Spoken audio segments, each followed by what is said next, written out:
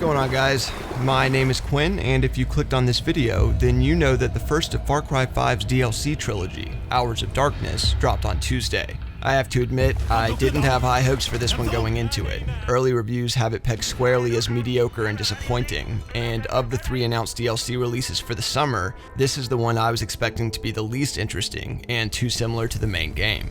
I've beaten it once and am smack in the middle of a second run on the hardest difficulty, and what I've found after playing through it is that its value is not what you might expect from reading about it, or by examining the details of what's on offer. Hours of Darkness barely scrapes by as passable paid content on paper. This effectively boils down to a small map, an all too short mission structure clocked at roughly 1 to 3 hours, and minimally reskinned weapons from the main game, all strung together by a smattering of pre-existing game mechanics that we've all spent 30 to 40 hours with in the base game. If all you do is see these bullet points on Ubisoft's marketing material, or have them laid bare by a reviewer, then you're probably thinking this isn't worth your time, and is damn sure not worth any extra money.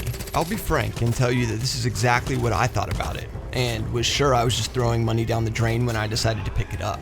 I can tell you now with crystal certainty though, that the sum of all this DLC's parts is something new for the franchise and is certainly worth your time, even if it will only require a little of it. The first thing that becomes quite obvious to you when you gain control of your character and set off into the jungle is that they have 100% nailed this atmosphere. The main game's Hope County is a beautiful rendition of the Montana wilderness and really does justice to the region, but it's familiar, and we've already fought our way through the map until our eyes have bled. When I found out that the DLC would take place in wartime Vietnam, I thought to myself, hey, we've all seen Platoon, can't we get something a little more exotic? When does the Martian one come out? The map they've built here doesn't just look like what I imagine Vietnam looks like, but it feels like what I expect it felt like to be stuck alone in the jungle. The whole experience exudes a kind of panicky, frantic race to completion vibe that doesn't go away until your boot's off the ground at the finish. Far Cry 5, and now its DLC, has really raised the bar for believable terrain, and it adds to the experience in a subtle but meaningful type of way.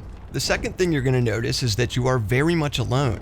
This, added to the fact that you'll never find an allied base or town to lend you an air of relaxation, adds to the atmospheric tension, and is going to have you hiding at the first sight of Charlie instead of going in guns blazing as you might have in the campaign. This will bring the DLC's only unique mechanic to the forefront, a unique perk system that demands you play stealthily and then rewards you for doing so. For every undetected kill you make, you'll be granted a perk, up to a total of 4, that when combined will greatly improve your lethality. The perks range from moving more quickly crouched to making less noise and taking reduced fall damage. They aren't flashy, that's for sure, but they do combine to form a truly useful kit. The second an enemy spots you, you'll lose all those perks until you're able to slink back into the shadows and start all over again. Obviously, this is a pretty heavy-handed approach to encouraging a silent, ninja-like playstyle, but it isn't the only one available to you.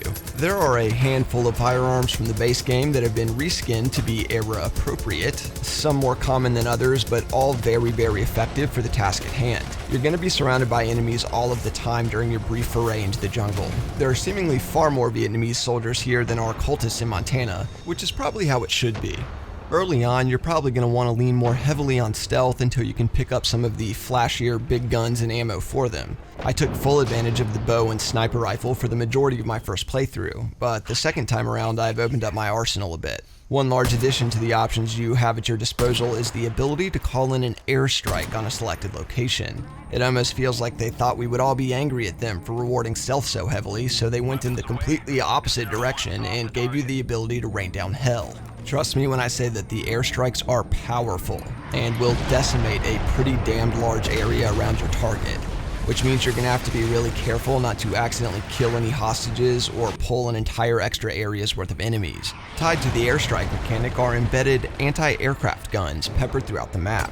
Each section of the map has 1 or 2 of them, and until you destroy them, you won't be able to call in your strikes. Destroying them is simple enough. They can't fire at you as the player and are only protected by a handful of soldiers. Anti-aircraft guns are one of several tracked objectives that will be tallied up for you at the end of your run to show you how well you performed. Others include tracking Vietnamese officers that will run from you on sight, enemy bases to overthrow, and my favorite, propaganda speakers to destroy. They are all fairly straightforward experiences and don't really differ at all from anything that you've experienced in the main game, but are made a little bit more engaging due to the stealth perk system. You'll appreciate what they've done here after you spend a little time listening to a small, angry Vietnamese woman screaming threats and taunts at you through a speaker. Aside from the stats at the end, the only real act of consequence here is rescuing other American soldiers. They will join your party and you can have 2 active just like in the main game. They are incredibly useful to deal with a larger set of threats, but they are just as dumb as before and will often do incredibly stupid things. This is made even more painful by the fact that when they die for good. So when one steps into the maw of a clearly obvious alligator and is torn to shreds, you may get stuck in a facepalm you'll never recover from. Speaking of which, there are new animals, both prey and predators, to contend with, but are ultimately of very little consequence. The alligator death roll sequence does a good job capturing what I would imagine it's like to be a part of, but their AI is really subpar, so they aren't a threat at all. I also saw panthers kill plenty of my enemies, but I was actually never attacked by one myself. By the time you reach the escape sequence at the end, you'll have likely sunk a few hours into the DLC and seen most of what's on offer. After beating it, you will unlock a flashier but easier action movie mode and a more difficult survival mode for repeat attempts. I feel confidently that you will have very much enjoyed your time in the jungle, and will probably be disappointed in its brevity. I really wish that they had taken the time to make this a longer experience, but I assure you this is better than how it looks on paper, and if you loved the main game, this is something that you're going to want to check out. It's available for $12 from whichever respective marketplace you get it from, and you may be able to squeeze a little more life out of it from the other difficulties and from the assets being added into the map creator and arcade mode.